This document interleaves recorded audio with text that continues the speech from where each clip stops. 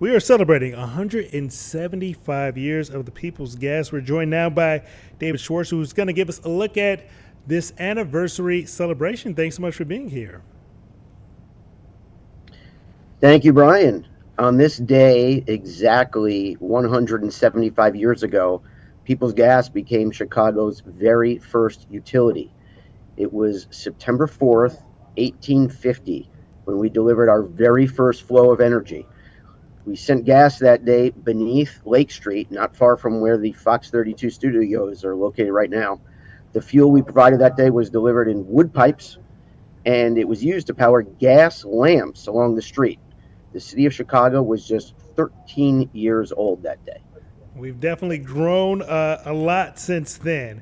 What would you say have been maybe some of the challenges updating some of these old systems since our city is so old? Well, we, you know, our heating system, the pipes running beneath the streets, is one of the oldest in the country. We've already updated it, have 38% of it updated, and now we are ramping up to tackle the remaining 62%. It is heavy work. It is tough work. It needs to be done for the sake of safety, for reliability in the heating system, and for environmental sustainability.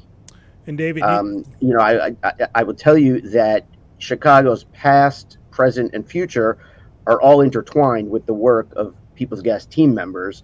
And I'll give you an example related to the old pipes that are now becoming new pipes.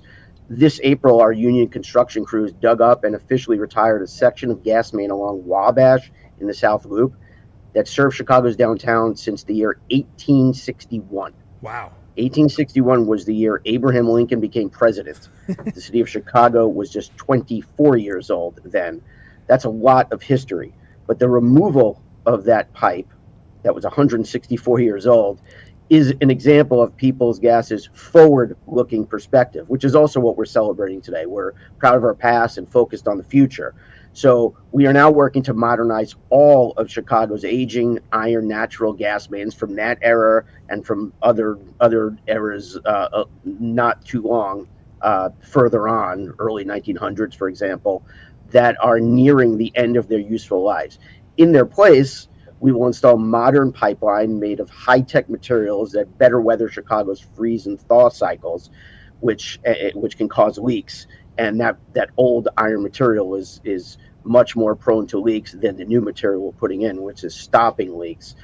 So those new pipes, replacing the ones from 1861 and that era, from when People's Gas first started doing business, these new pipes will safely and reliably serve homes and businesses today and for generations to come. So a lot of eras coming together on this day for us, and we're very proud of it. And our partnership with the people of Chicago for 175 years. 175 years is a long time, but the 1900s is a lot earlier than both of our times. I believe you said that so far People's Gas has replaced about just over 35% of those pipes. What does that 38%. 38% that you've replaced so far. What is the timetable for getting to 100%, and how does People's Gas decide which neighborhoods to focus in? Are you starting maybe like the city center and kind of building out?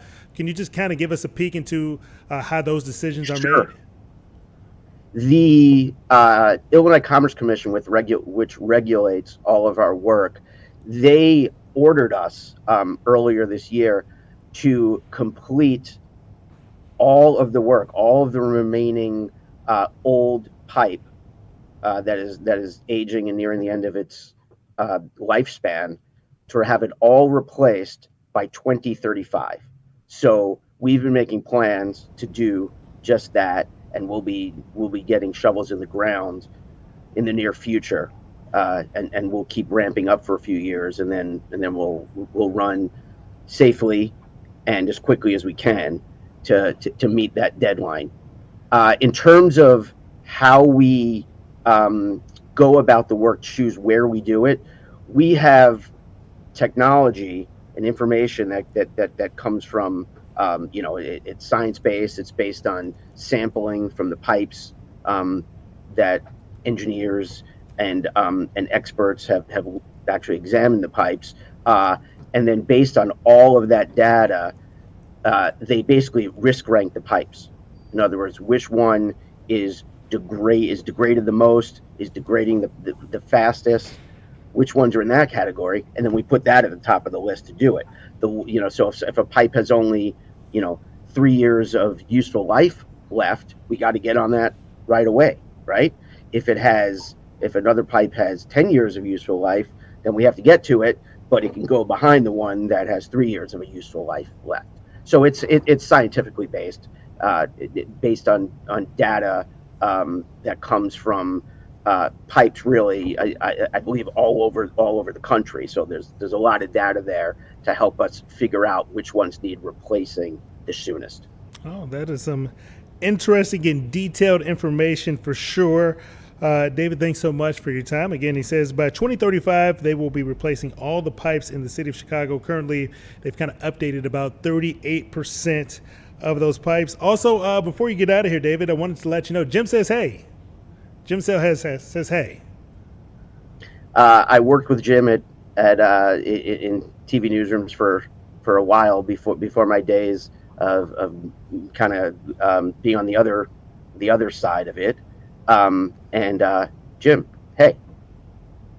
All right.